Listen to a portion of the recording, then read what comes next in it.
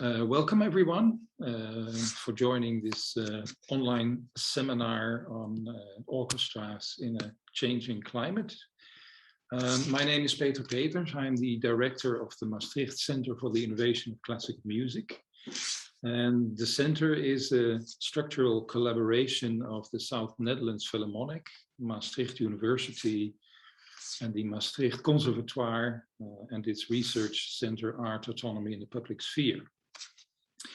And the partners in the MCICM collaborate around the theme of innovation of classical music practice. And one of the topics that interests us is how does the practice respond to societal changes? And of course, one of these changes is climate change. And as you all know, at the moment, the United Nations Conference on Climate Change in Glasgow is nearing its end. And I think we all feel a sense of urgency and also the need for concrete action. So climate change and the policies and measures to address it will affect us all and in many ways. So we thought at the MCICM that would be a good reason to discuss how the classical music sector might respond. And we can think of various ways. How could it react organizationally to the challenge of climate change? For instance, orchestras today depend on travel and mobility. As a global art form, conductors, soloists, musicians, and of course also the audience rely on travel. And what would it mean for the practice if we would travel less? How would it change? But there is also, of course, the question of how to respond artistically and creatively. And so can music help to counter, for instance, the imagination gap with regard to climate change? The fact that it is increasingly hard to imagine how the future will look like and how to use the emotional power of music to reach and inspire people. An example I can think of is composers and musicians who use climate change data to make music, to make compositions, and in that way to give people the possibility to engage and experience these data in different ways. But of course, there is also the kind of very concrete and practical question is, where do we start? What concrete steps can we take as individuals or students or employees with regard to this issue?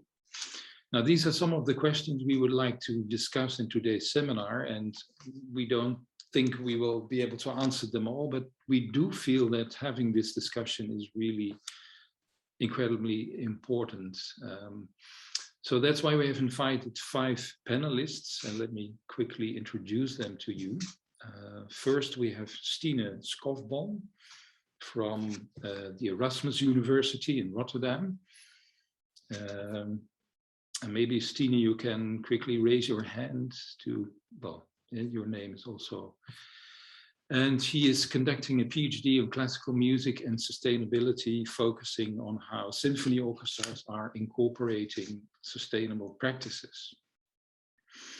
We also have Timo Kirjonen, who is the general manager of the Finnish Lahti Symphony Orchestra. And the orchestra decided to go carbon neutral already a few years ago, and we are really interested to hear his experiences in doing so.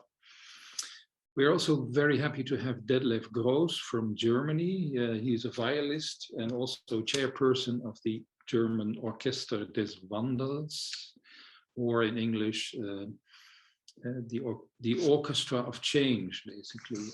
And also this is a group of orchestras that have as their goal to collaborate together with but also with their audiences to create a sustainable living society and preserving our planet as a place worth living for future generations, as they say on their website.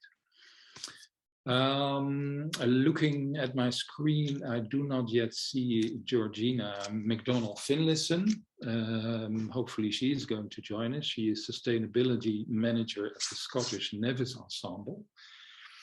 And we are really looking forward to hear how they, in their orchestra, are also engaging with the issue of climate change creatively. And then finally, we have Jan-Jaap Knol, who is the director of the Boekman Foundation. This is the Institute for Arts, Culture and Related Policy in the Netherlands. And they are really well known for their research in the cultural sector and also contributions to public debate on the role of arts and culture in society. And interesting for our discussion today is that the Boekman Foundation published a report on sustainability in the cultural sector in 2019. And there I see Georgina. Good to see you, Georgina. Thanks for joining us. Hi, thank you for having me. Sorry, I was aware that it was at 11. I didn't realize it was 11 your time. We already suspected there might be some time zone related issues, but nevertheless, welcome to our panel. I already briefly introduced you. So let me have a quick word on the program of this seminar. So we have invited all 5 panelists to prepare a short introduction to their work and how it relates to the theme of climate change. And after each presentation, there is room for one or two questions. And after that, we will open the floor for a discussion between the panelists, but also with you as an audience. And I have to say that Stine has indicated that because she just started her PhD research, she will not take part in the panel discussion as such, but she is more than happy to answer questions about her research, both after a presentation, but also after this seminar. And if you, as a member in the audience, would like to pose a question, the best way to do that is to type your name in the chat, and then Carolee, who is our research assistant, will put on your microphone, so you'll actually be able to ask your question yourself. So you don't have to type it in the chat. We think that's a little bit more lively. And then finally, in the UK and maybe elsewhere, this is Armistice Day, and it means that at 11 a.m. UK time, people might want to observe 2 minutes of silence. So we suggest to have a short break shortly before 12 our time, and then reconvene exactly 5 minutes after 12 or 5 minutes after 11 UK time. Okay, without further ado, I would like to give the floor to Stine to give us an overview of your research. Stine, the floor is yours. Thank you, Peter. Good morning, everybody. My name is Stine Schaupman, and as Peter said, I am a PhD candidate from the Department of Arts and Culture Studies of Erasmus University Rotterdam. And I would like to tell you a little bit about my project. So the topic of my PhD is classical music and sustainability. And even though my research is still in a quite early stage, I'm still in my first year, I have already found out that not a lot of research has been conducted on sustainability and classical music, so it makes it even more interesting to explore. In my project, I will be investigating what role sustainability plays in symphony orchestras, so whether there is an awareness and a focus on sustainability on a day-to-day basis, what motivations there could be for symphony orchestras to enhance sustainable practices, and which factors that creates either possibilities or constraints for orchestras to become more sustainable. I haven't started my data collection yet, but my research design is so that I plan to conduct qualitative interviews with musicians and also with managers from symphony orchestras. And I also hope to get a chance to talk to people from organizations who are providing advice to arts organizations on how to become more sustainable, as for instance, the UK-based organization Julie's Bicycle. I will be investigating 3 overarching types of sustainability. Firstly, social sustainability, where I'll be looking at working conditions for musicians in orchestras, and also diversity, Secondly, sustainability and marketing. And here I'm interested in whether sustainability is used or can be used as a tool for orchestras to marketing themselves and to connect with audiences. And thirdly, environmental sustainability. And I would like to talk a little bit more about that and about what I have found when I have reviewed the existing literature on this topic. In 2020, a study was conducted to determine the environmental impact of the activities of 5 symphony orchestras. And it was found, and not surprisingly perhaps, that the activity with the biggest impact were musicians touring related travel and the CO2 emissions from that activity. But the authors also found that printing of scores and the noise pollutions from musical instruments and light used during rehearsal were also sources of environmental impact and could also be taken into consideration.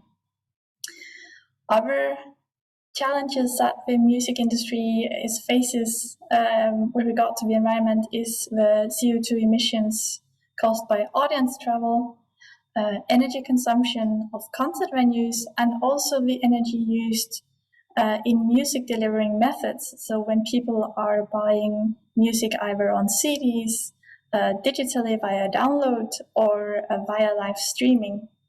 And there's an ongoing debate right now on this last topic because early research expected the digitalization of music to lead to more environmental friendly music delivering because the packaging and the transportation of CDs would be avoided. But recently it has been suggested that the energy use of the big data centers where all our data are stored for MP3 files and downloading, that these data centers potentially are an even bigger source of environmental impact than the production and distribution of CDs. So there's a lot of things to look into with regard to classical music and the environment. Also things that are directly linked to CO2 emissions and climate change. And this was just a short overview of what I will be looking into the coming years. And yes, as Peter said, I won't be taking part in the panel discussion, but if you have any questions, specific questions about my research, please feel free to ask them. Thank you. Thanks a lot, Stine, for your concise presentation of your research. And as it's still in the early stages, we are really looking forward to what will come out of it. For me, one of the things you said that was really interesting is that actually the idea of streaming, which is very much on the rise in classical music practice, and which you might see as a solution to the travel problem, so to say, that in itself is also might be problematic.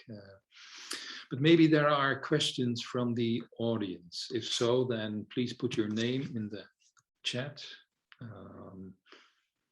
And I see one question from Neil.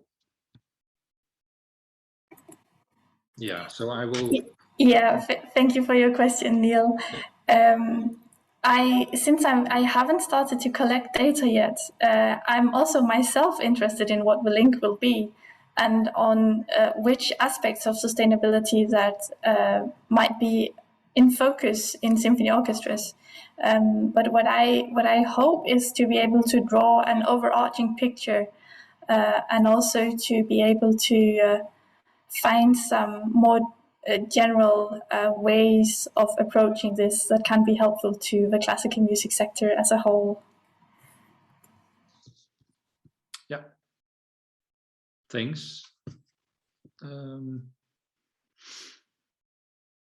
Question number 2, Claudia Weiswanger. Carolee, can you put Claudia on mic? Let's see if that works. Yeah. Sorry. Yeah, Claudia. I was wondering, because you mentioned the fact that, of course, some institutions will go forward with the term of sustainability with regards to marketing and audience development, but the danger is that this might be considered quite rightly as greenwashing. Are you taking this into consideration, or could you say something on that issue, please? Yeah, thank you very much for the question. Yes, I will definitely address this. This is also being addressed when talking about CO2 emissions and traveling activities. But what I was thinking about was the potential of the focus of sustainability used in marketing to connect to audiences and to maybe enhance the interest of potentially a bigger group of audience, or framing the image of an orchestra in a bit different way, maybe, because normally you maybe don't connect or relate orchestras to sustainability, but perhaps it would enhance the interest from some audience segments, if that was the chance. But yeah, I'll definitely also address greenwashing. I mean, just to clarify that, I think it's super important that like do good and talk about it. So I'm not against that. I'm just want to take into place the fact that this might be viewed as greenwashing. So this might have a dangerous aspect to it as well. Yeah, absolutely. Okay, well, thanks for your questions and answers. And I think it's time to move on to our second panelist. So Timo Kirjonen. Timo, the floor is yours, and you also would like to share your screen. Huh? Yes, hello everyone. So I will share my presentation. It should be there now. Do you see it? Yes, we can see it. Okay, and it is full screen. Yes, it's full screen. Okay, excellent. So yes, hello, Teemu Kirjonen, General Manager of the Lahti Symphony Orchestra. So the city of Lahti, a very traditional winter sports city, as you can see in the first slide. There's a ski jumper even in our logo there, reaching towards a better future. And so Lahti is a city of 120,000 inhabitants in southern Finland, 100 kilometers roughly from north from Helsinki. And we are a symphony orchestra. We are a unit of the city of Lahti, 67 musicians plus the administration, and located in the wooden concert hall, Sibelius Hall, here in Lahti. And at the moment, if I can change now the slide somehow, that would be great. Okay, now, so at the moment, we are the European Green Capital this year. So this is an initiative and an award given by the European Commission. And I mean, this is a great project, I think, and to become a green capital, European Green Capital, you need heavy data concerning the environment. So it is not just the orchestra who wants to be carbon neutral, what is needed, but waste management and all kinds of things related, energy and the whole environment. So worth examining if you are interested. We are the most northern and most eastern, and naturally also the most northeastern European green capital so far. So you can see here the yellow dots are the ones who have won the award so far, and the finalists from the previous rounds are also presented here. And you can see we are there in the most northeastern corner, city of Lahti.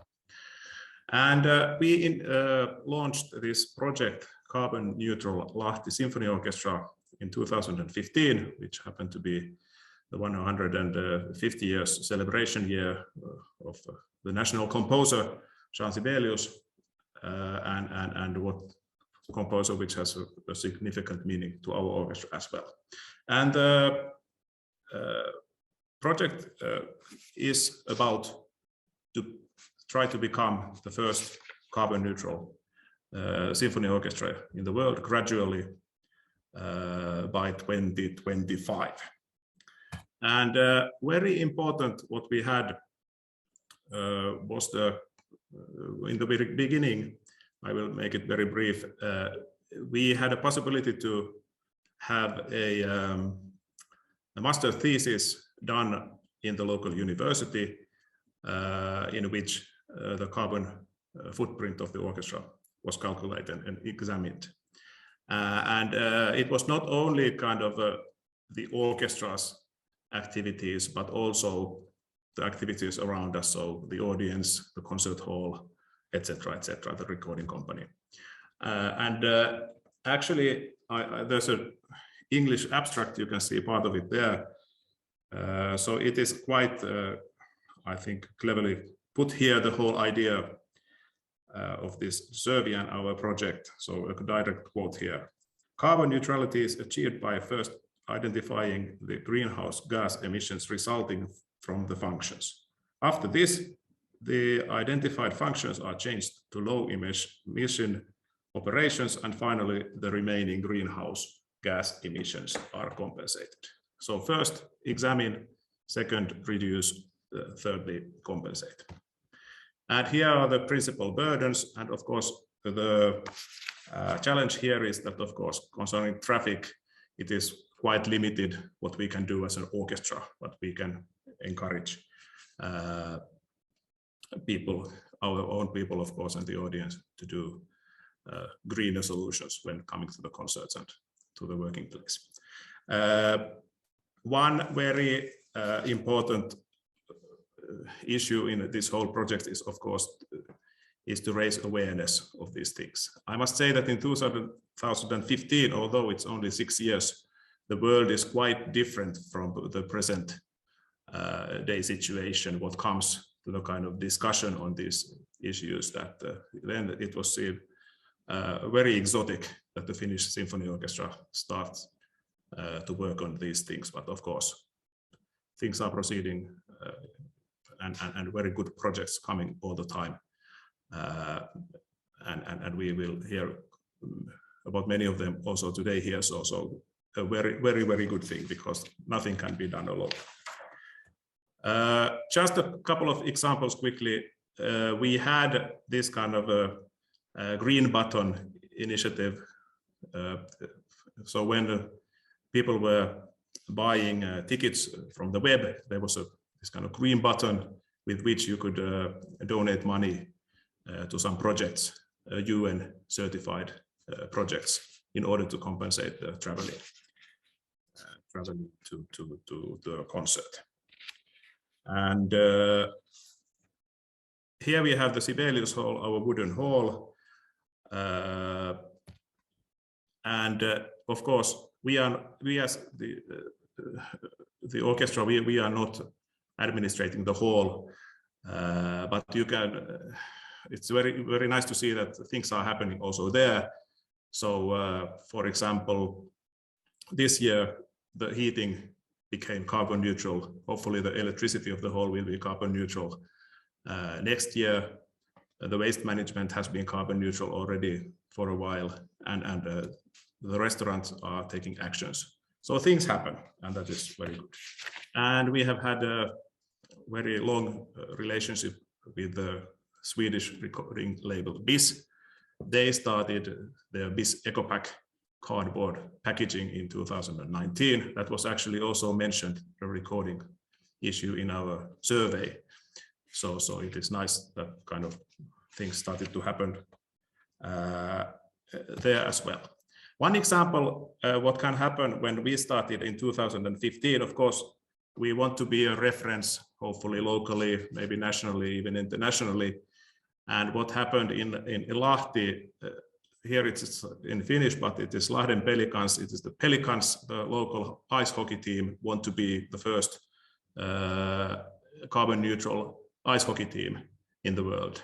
And they did a similar kind of a survey and had our project as a reference. So of course, we need to examine and work with our daily operations, becoming more carbon neutral, of course, but then doing some kind of, in order to raise awareness, some kind of extra things, so to say. So this was the recreational day, the annual day for the orchestra in 2019 we did. So we were planting 6,000 spruce trees. And I think this is a nice example that anyway, organizations have this kind of joint events to have fun. So this was not only fun, but of course also beneficial. I think one of the best recreational days of the orchestra ever. So here you can see happy musicians planting trees. Here is the whole planting organization.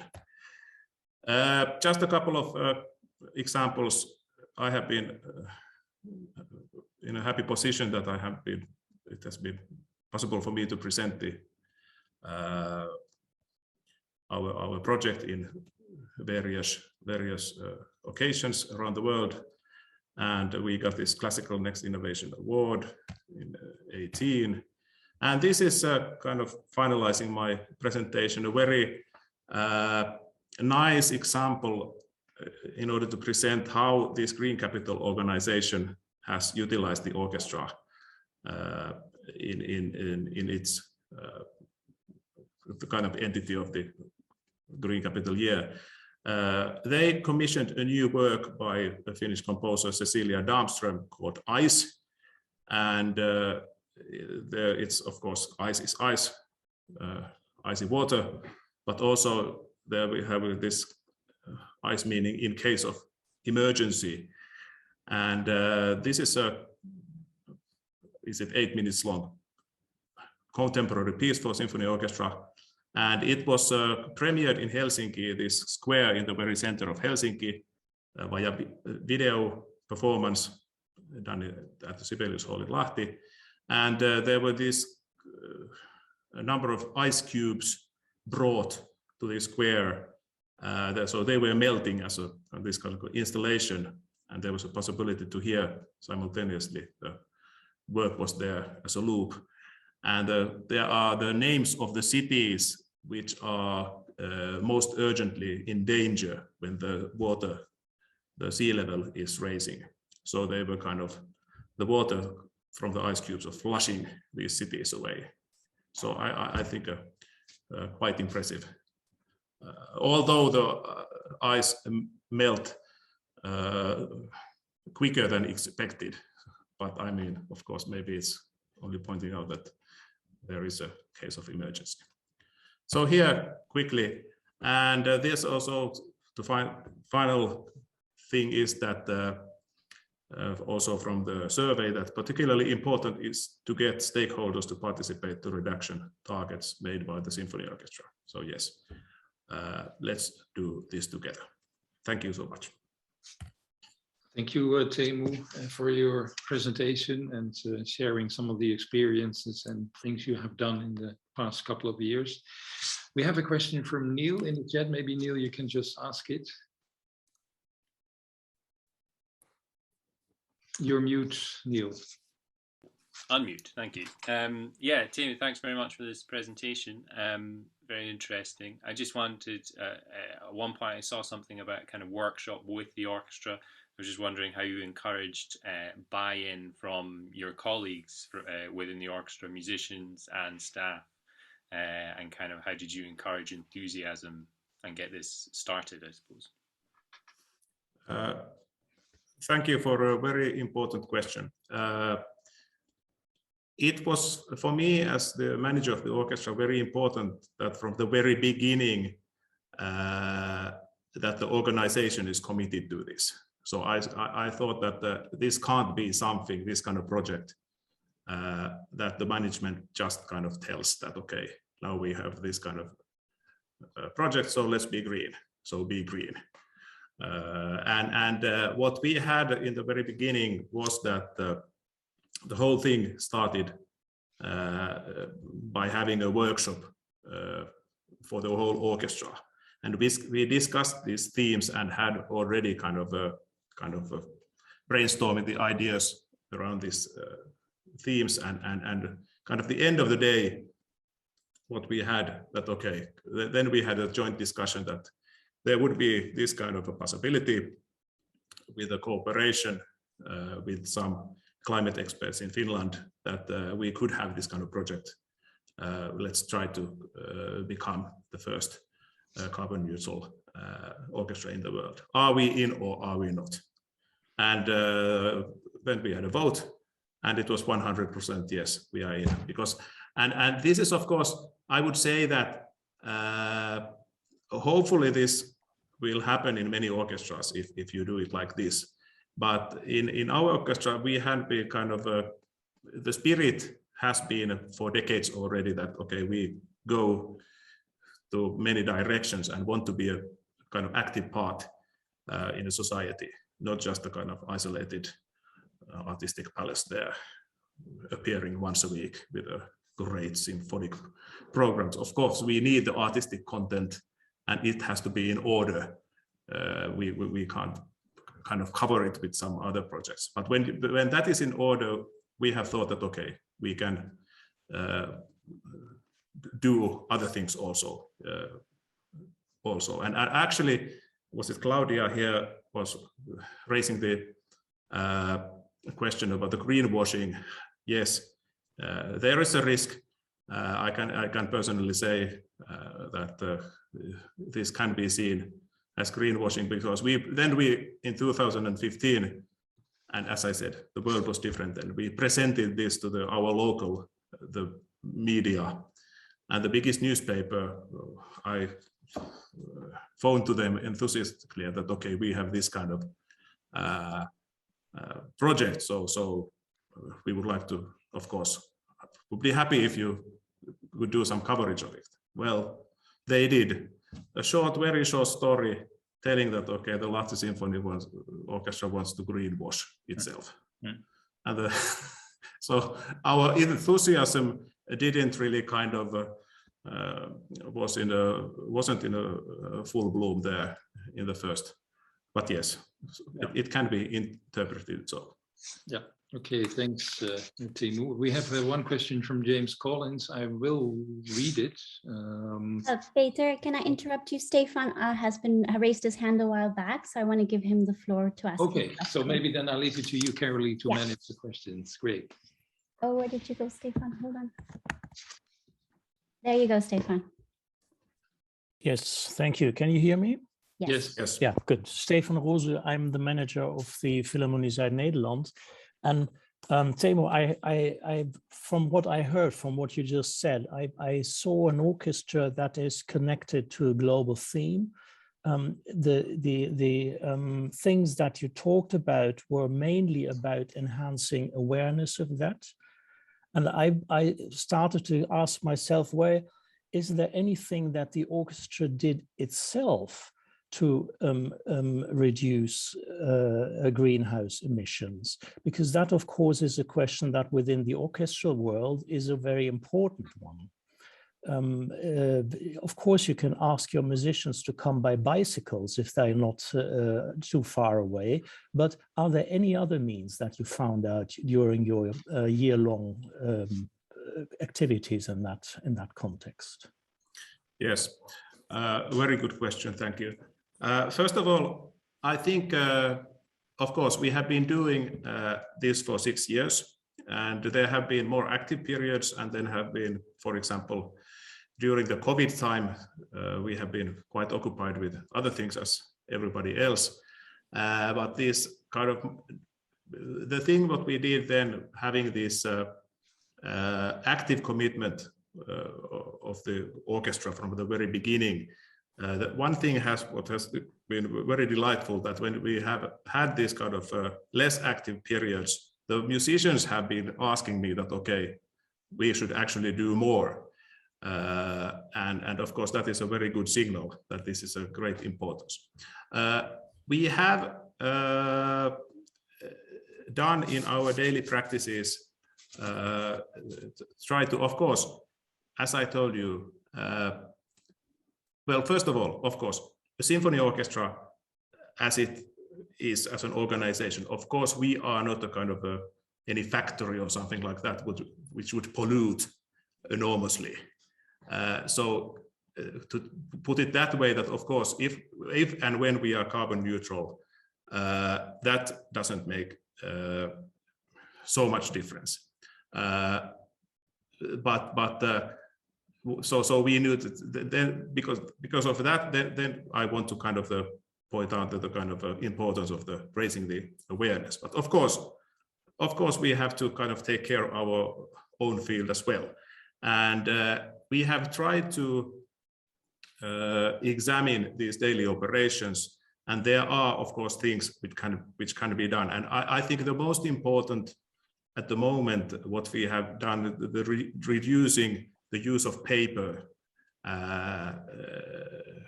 So the use of paper has come down enormously when the rehearsing copies of the played music is now distributed digitally. And of course, we are examining, for example, the reducing handouts and try to figure out all this kind of paper-related give outs and brochures. Is it their way to do those digitally? But of course, concerning, for example, traffic is the as one entity is the biggest one there.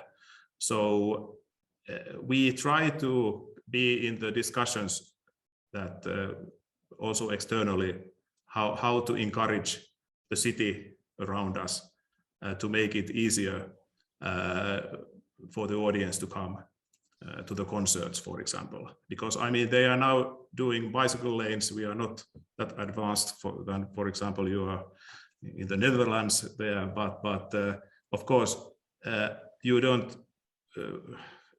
You need the bicycle lanes. For example, at the moment, if we encourage our audience to come to our concerts by bicycle, and if, for example, 400 of them would do so, we will be in great trouble because we don't have any places here at the Sibelius Hall to kind of park the bicycles in any relevant way. So yeah. Yes.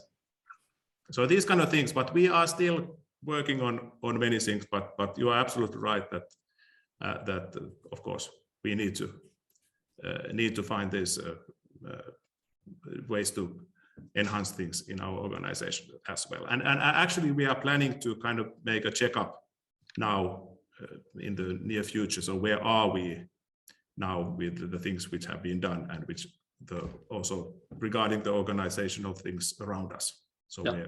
What is the point? Yeah. Okay, Timo, thanks for your answer. And although there is still the question of James' colleagues in the chat, I think it has been partly answered by you already, and also for reasons of time, I would suggest we continue with our next panelist, Detlef Groos. So Detlef, the floor is yours. Yeah, hello together, and I'm very grateful to be able to speak in this round. I think the main question, what you asked me and what is the issue today, is what are we doing? And when my address to Mr. Kirjonen, is this right? As I pronounce it. Thank you very much. I'm blown away of what you are doing, because you would be our dream partner in our society, because exactly what you are doing is our issue as well. So I try to share my screen. A moment. So can you see it? Yes, we can see it. So I go shortly through Orchestra des Wandels Deutschlands. That means the orchestras of change, because society is changing, climate is changing, and we have to go with the change, and we have to shape the change. What are we? It started in Berlin like 10 years ago. Staatskapelle Berlin was doing something very similar to what you did with your ice cubes and climate concerts, and just making climate concerts to donate money to environmental projects, for example, planting woods or something like this.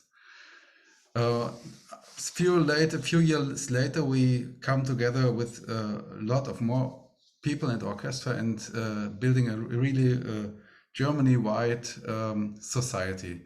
And the question we asked us was, what is the role of culture, and what is the role of theaters and orchestras, especially in this situation now? What can we do? What is the possibility to get the most the strongest impact on this theme in the society? Because we have as cultural institutes, we have a big difference to, let's say, some factories, as you said, as we are so much viewable in society. For example, my theater, we are selling like 350,000 tickets a year. So that has a huge impact. And if we do things differently, and if we communicate this, it will influence the whole society. And what was this first thought about how do we do this was, it has really to be a positive approach. And let me say, when we are talking about culture and environmental impact, we come into a corner where it seems that we are the problem. But culture, I think personally, and I deeply believe that culture is not the problem, but the solution, because culture itself does not destroy the environment. It gives the fulfillment that you don't go shopping and think like this. So culture is the something against consummation of and overconsummation, what was one of the most problems of our time. So we thought about how do we can approach, and we said just we go and act. We don't think how bad is everything, but just we go and act. It's very similar to what you did, and I'm really glad to hear this. And I would normally invite you to be a member in our in our society, Mr. Kirjonen. So when we thought about what could an orchestra do, or what could we do together, that we isolated like 4 main issues, 4 columns of our work, what we said. And the first thing, we had this excellent example with this ice cubes, was put this climate protection and environmental protection and everything what's related is into our cultural mandate. Let's use our, let's say, our formats to push this issue into the society. Then we can collect, and we do collect, a lot of money for environmental projects. Then the thing what you excellently did or do is caring for our own carbon footprint. And the last is probably the most important thing. It's what we are doing now. It's networking and communication. And I come to all those 4 points. I think after this excellent example, it's quite clear what that means, cultural mandate. So perhaps I'm skipping this point a little bit, but let's say this issue of education and everything, making the cultural scene futurable, as we call this, is, if there will come a change to everything, and if we are now acting, and if we are acting as a whole scene together, and for this case we founded this society, then we have a chance to shape the change, as you did, and not to react to what comes from politicians.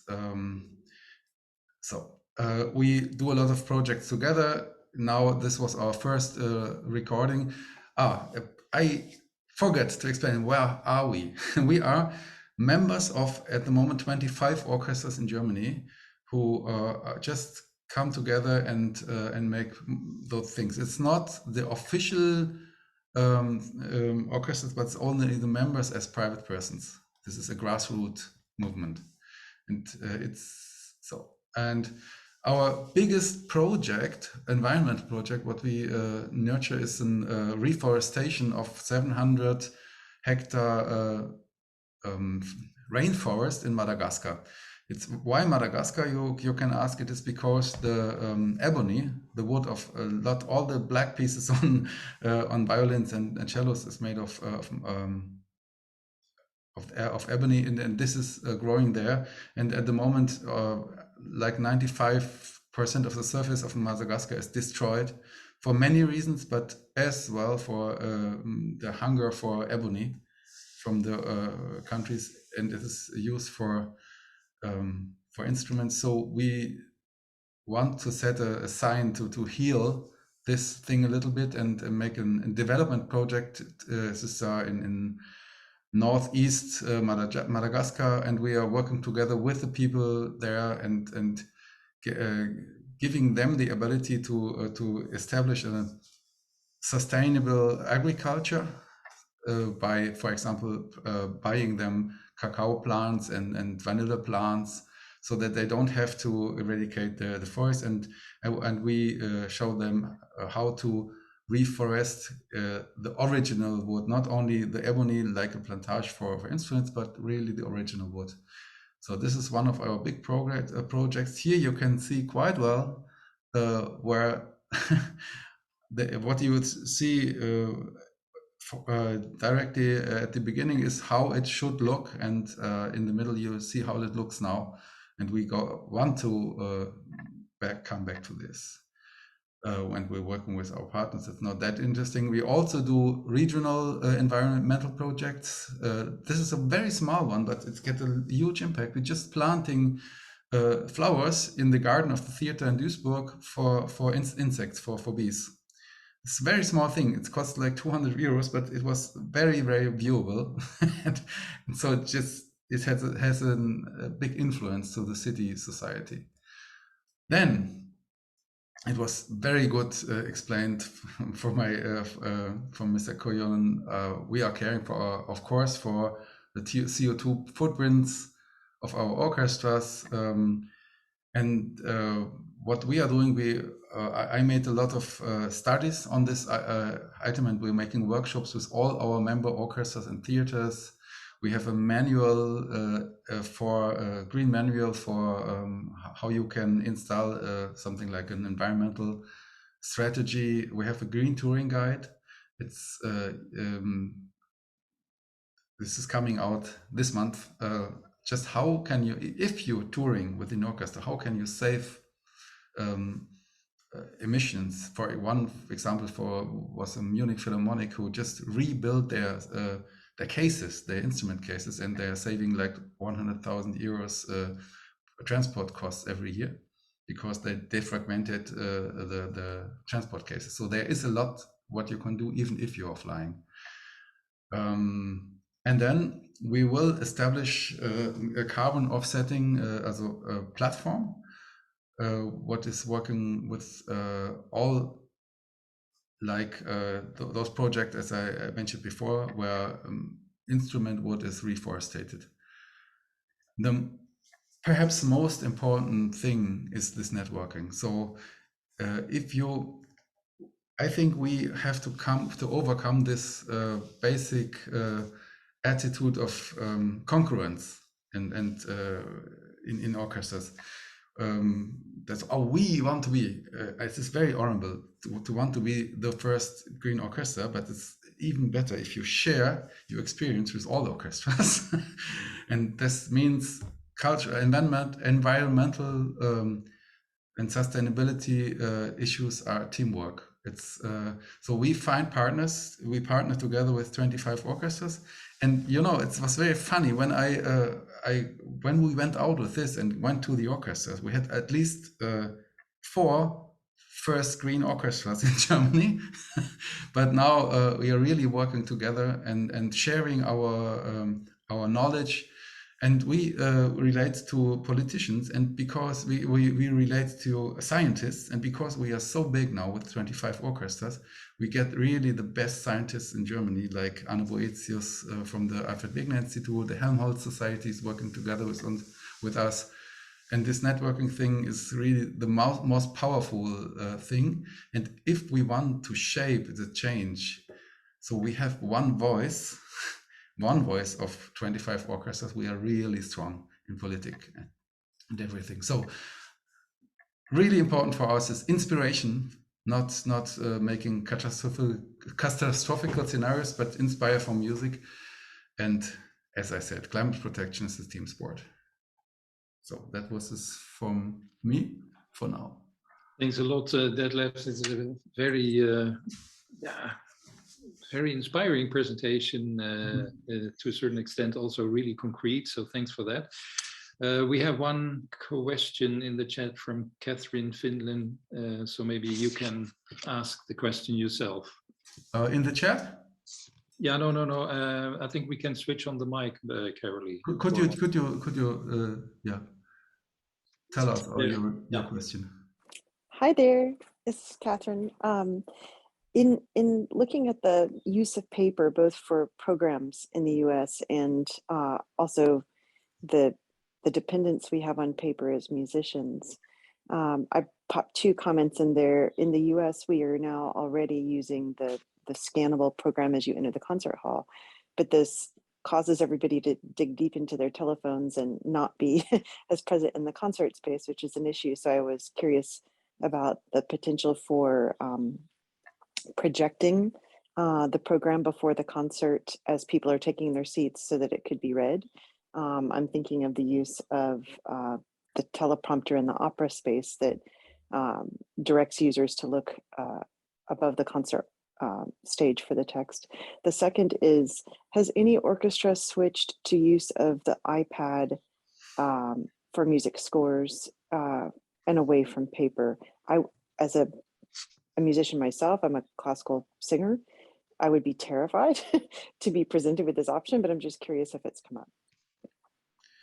So these are two issues, so two important issues we are dealing with. We are collecting data on this. The use of paper, I can tell you one campaign, what we are doing. Now, this is a really funny thing, and I really like it. Here in Mannheim, we will, I spoil something what will come out in July, but we will ask our audience if they come by bicycle or public transport. And if so, they will get the program as a podcast for free. And this is called 11.5 minutes. And we just state that if you use public transport, you need 11.5 minutes more to travel, and we donate to you this podcast. What's 11.5 minutes? This is so.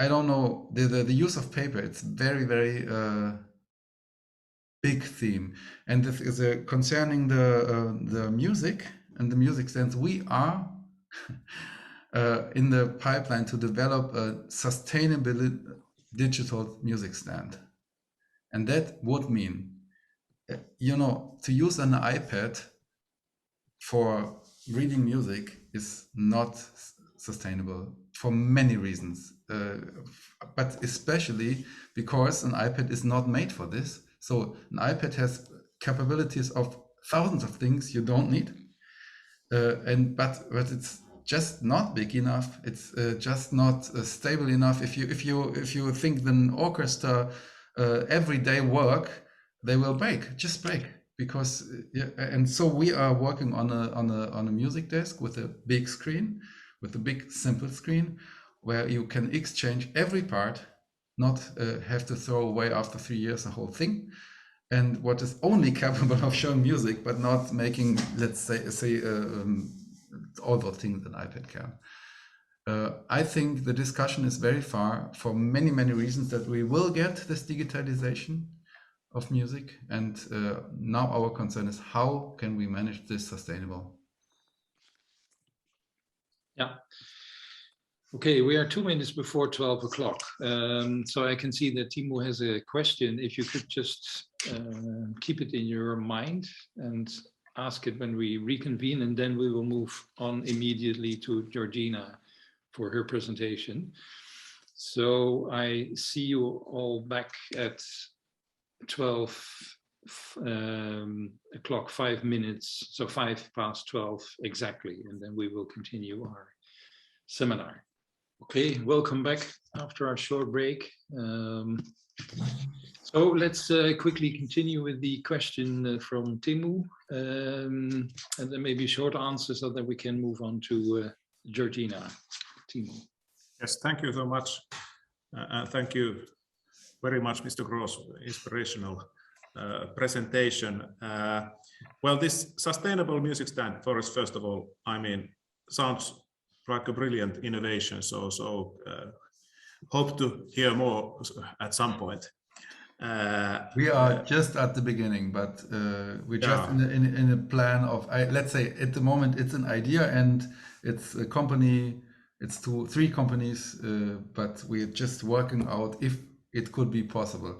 Because if you are inventing digital stuff, you have this to invent this is really huge amount of money, but the number of pieces you can sell, it's not like an iPhone or something, so it's not millions of things but more than thousands of things, so it will be not cheap.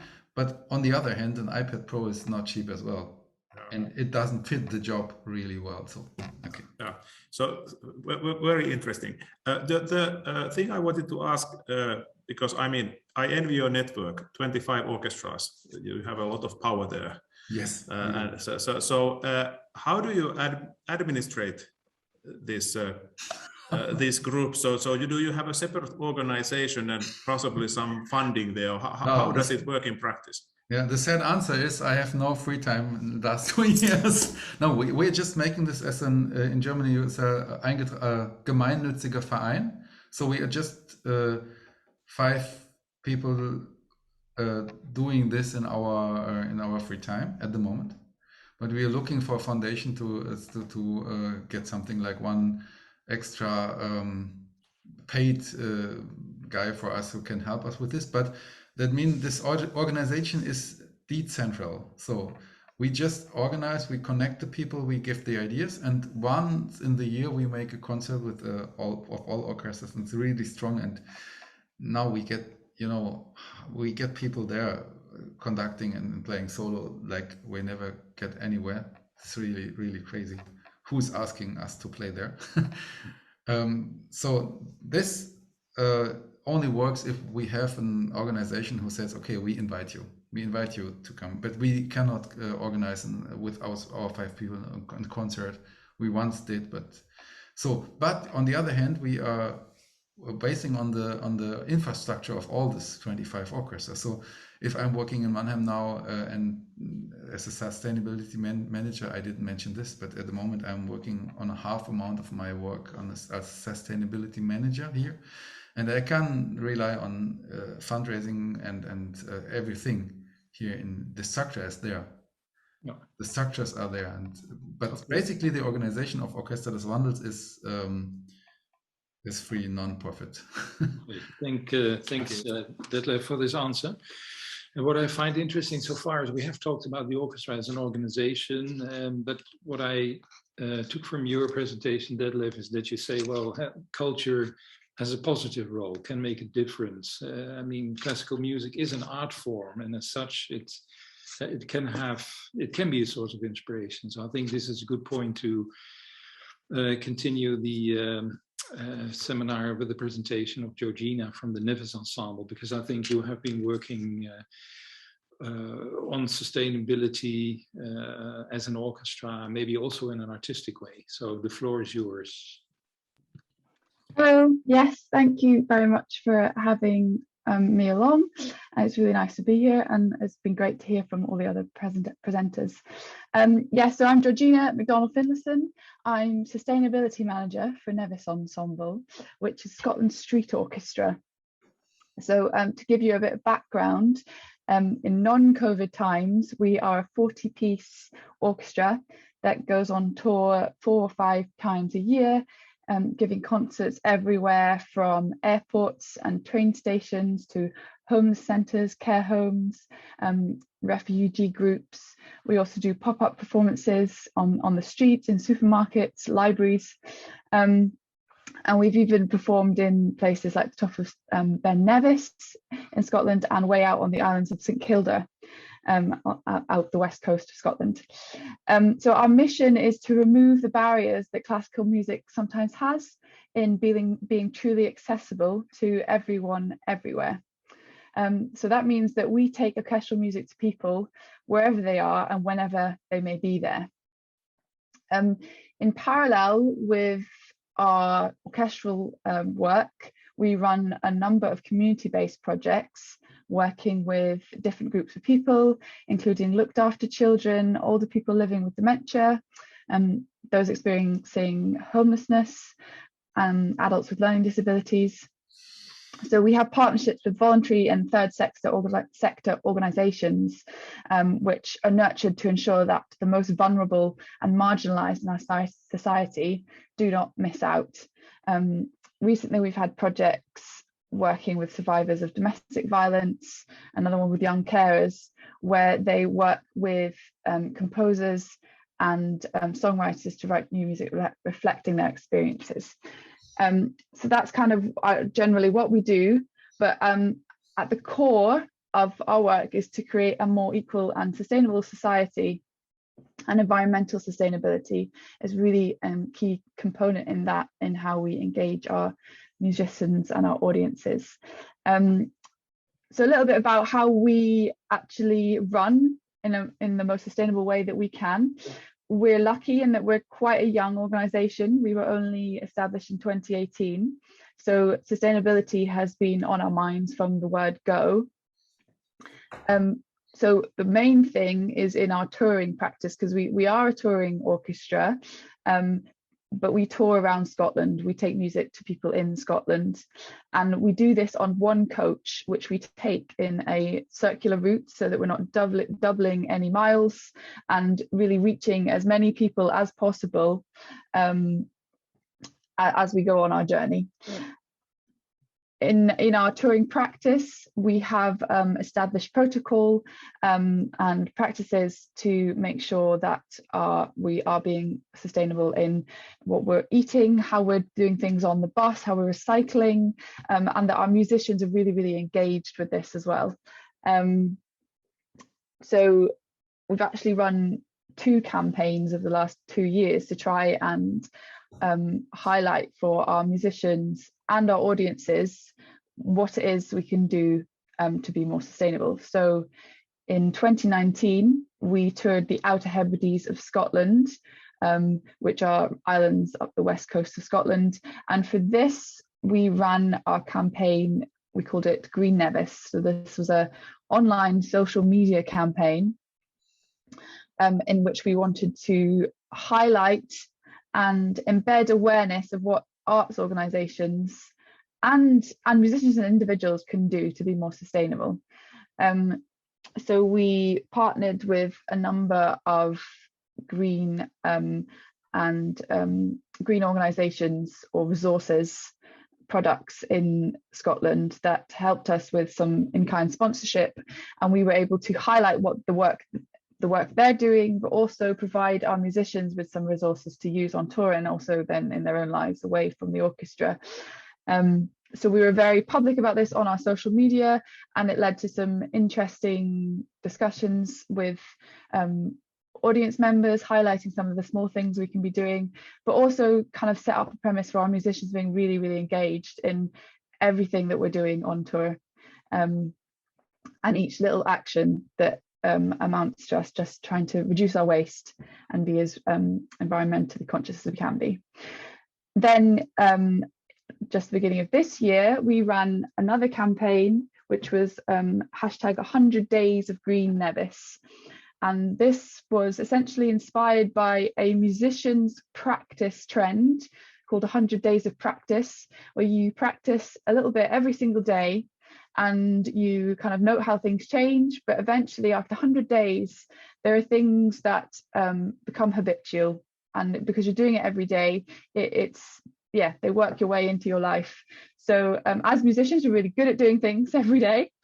And we had a group of about 30 to 40 musicians and board members, trustees, picking an action for 100 days. And these ranged from going vegan, reducing plastic, walking or cycling 500 miles to raise money for charity. We had people doing more creative things, writing songs, kind of little songs on environmental issues that were really accessible. They were going out online. They were only about 30 seconds long, but they were each just about a different thing we can be aware of in our lives to be more sustainable. We had a number of people writing daily improvisations on endangered species and sharing these online with short videos. And there was quite a lot of feedback from that, actually, people saying, gosh, I just didn't realise quite the scale of it. And many other things which you can find on our website. You'll be able to see the history of everybody was posting about what they're doing. So that's kind of our as an organisation, what we've been doing and how we've been engaging our musicians and our audiences.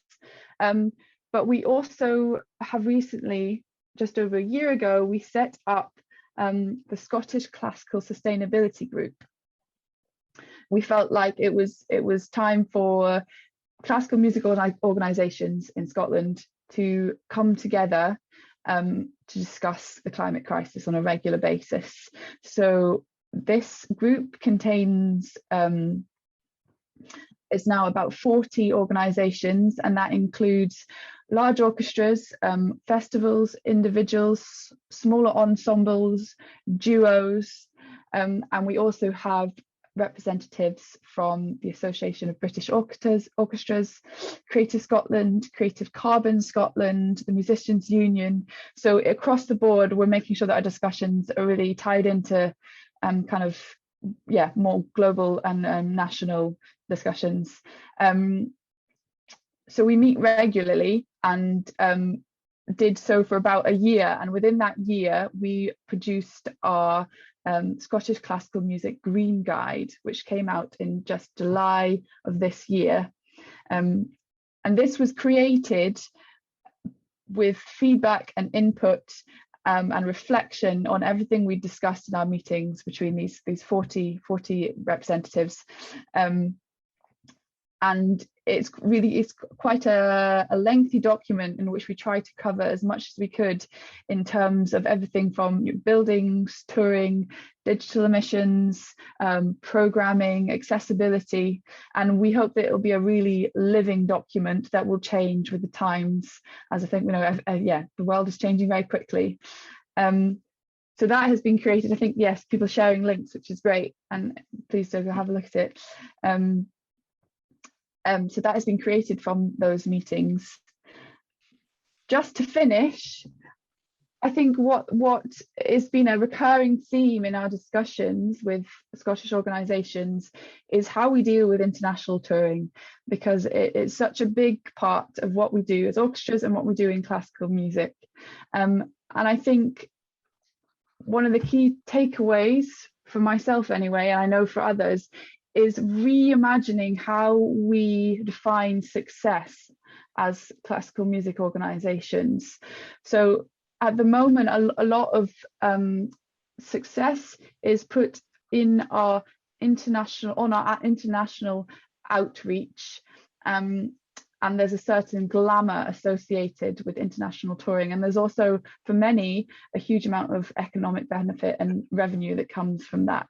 But the times that we're in and the crisis that we face, I think international touring really has to become a thing of the past. Not entirely, but it has to be on a level which is manageable and perhaps not as regular as it currently is.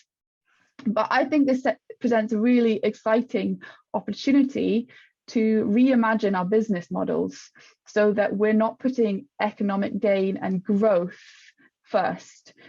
We're not thinking, at the moment, we measure our success by the tickets, the audiences, the places we visit, and it's all comes down to, in the end, budget, and how does this reflect with our budget projections and our financial projections? I think what we need to be doing is reimagining this, so we're thinking more with a degrowth mindset, which is that there's definitely movement in the UK and movement in Scotland, that we emphasize success not on GDP, but rather on people and planet, so social and environmental qualities that we measure our success on. And I think this is a really exciting opportunity to do that in Scotland and to be focusing on the people in our local area. So I'm talking about Scotland here, but similarly across the world.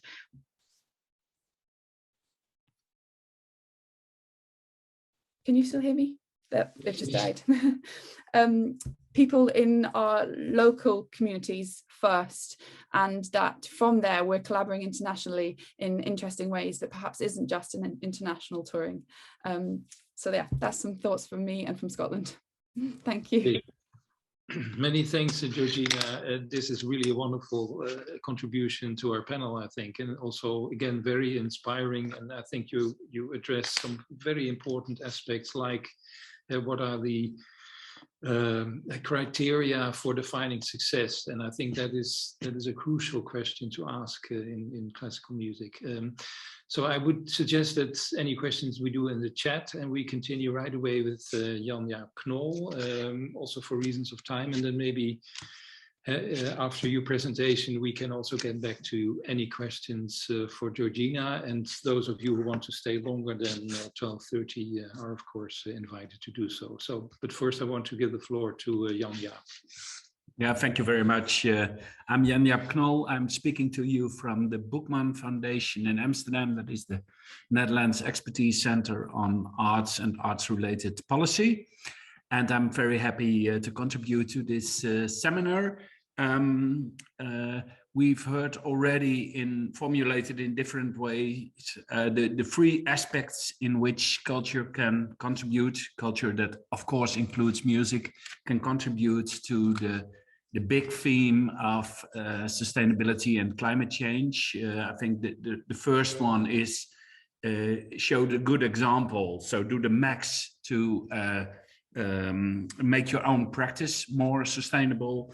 The second, how can we as a cultural sector contribute to the public awareness of sustainability by telling the story of climate change, by using the power of imagination, and that can range from the most dystopic scenarios to more optimistic ones, of course. And I think the third aspect is the design potential of culture. I think Georgina gave an excellent example of that.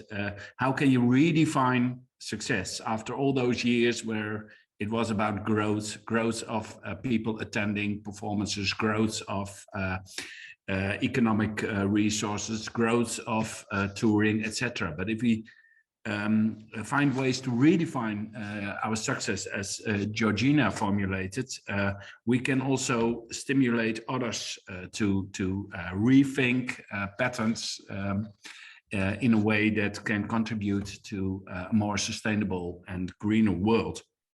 At the Boekman Foundation, research on culture and sustainability is one of our core teams.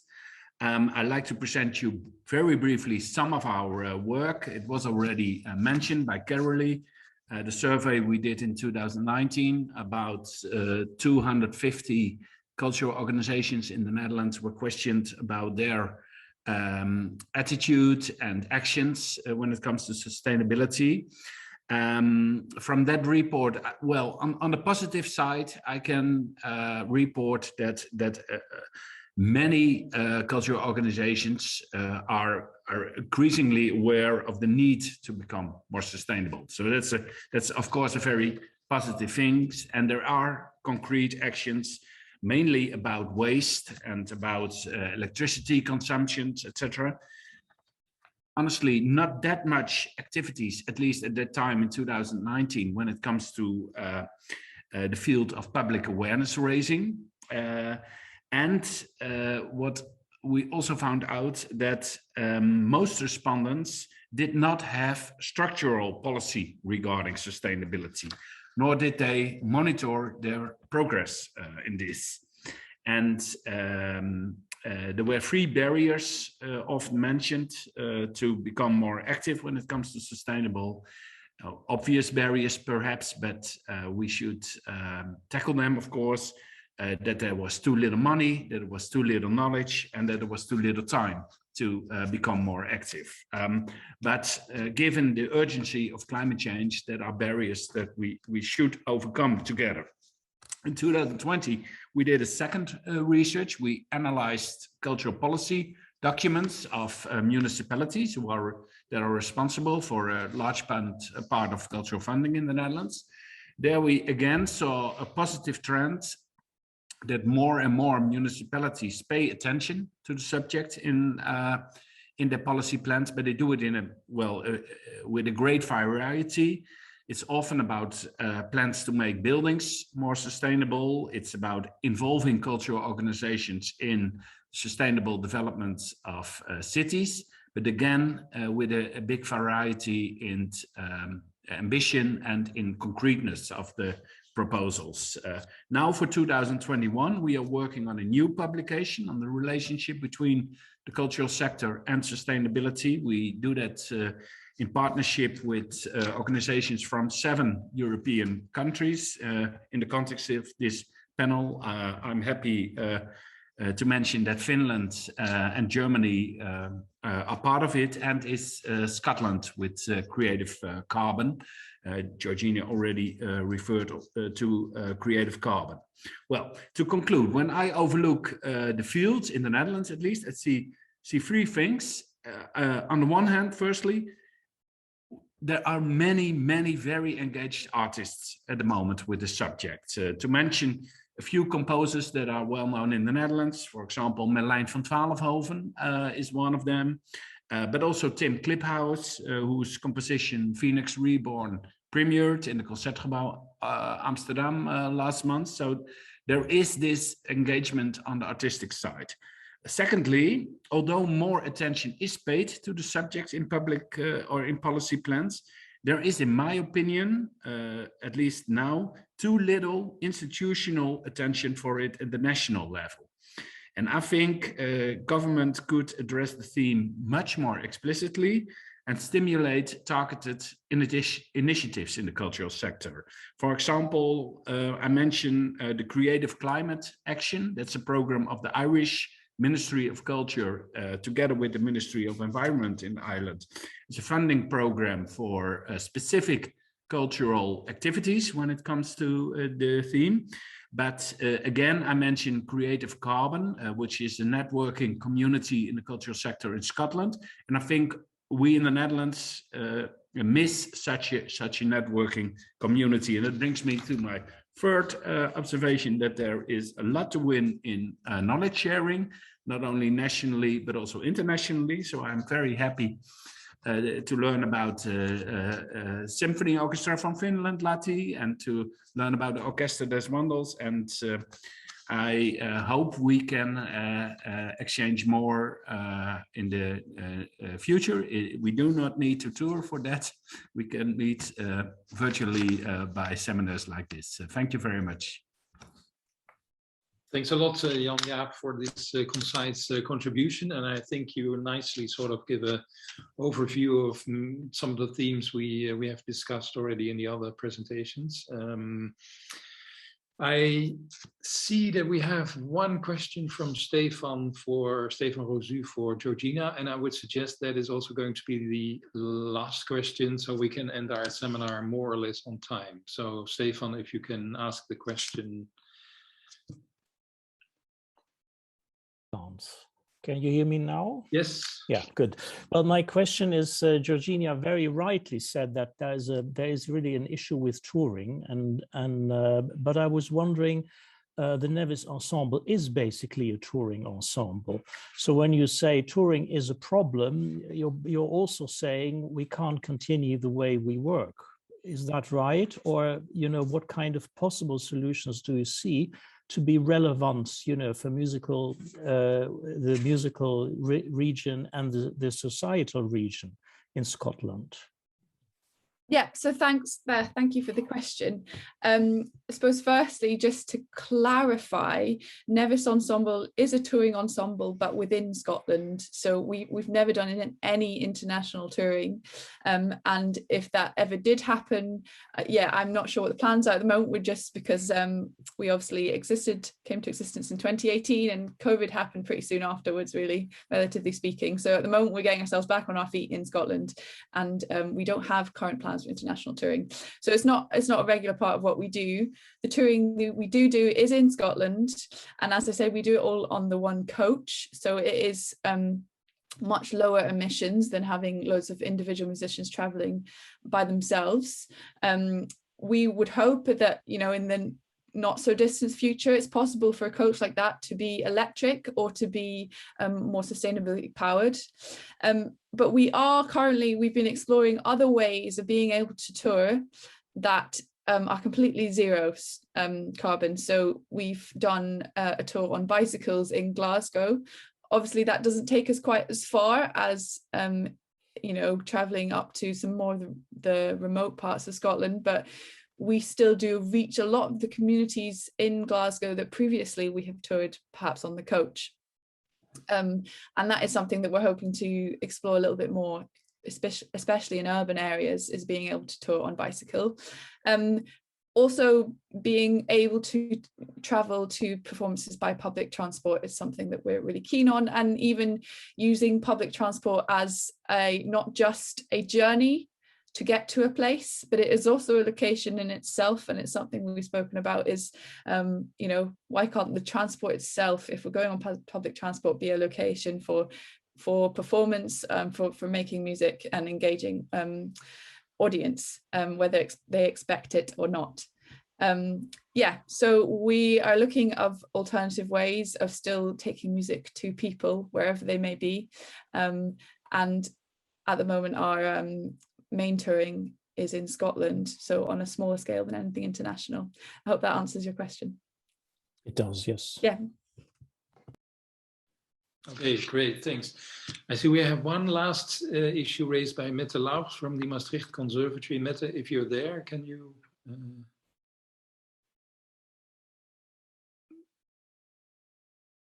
Yeah.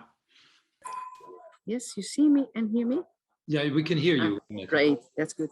Yeah, because of course, these are very interesting topics to discuss together, but it's also interesting for me as head of program of the Conservatory in Maastricht, how we can add this subject in our program. So maybe you have some suggestions for that. Yeah. But you can also put it in the chat or send me an email. Yeah. So maybe, Mette, that would be yeah, a question that we all think about. And from my perspective, so tomorrow night we will have the award in innovation in classical music at the Conservatory. And the theme of that award that's given to students who do innovative projects is Future Forest. So that's already addressing some of these issues that we have been discussing today. So that might already be a very good way to take these issues into the curriculum. I would like to thank all the panelists, Timo, Stine, Detlef, Georgina, and Jan Jaap for their excellent contributions. Really thought-provoking, also very inspiring. For us here in the center, we definitely will continue to work on this topic. And one of the things we aim to do is exactly this issue of networking, so providing the possibilities for organizations and people to exchange their ideas and thoughts. So we will definitely continue to do that and keep you updated about that. Also, thanks to the participants, the audience members for their questions, and I wish you a nice day and hope to see you back on other occasions. So goodbye from sunny Maastricht.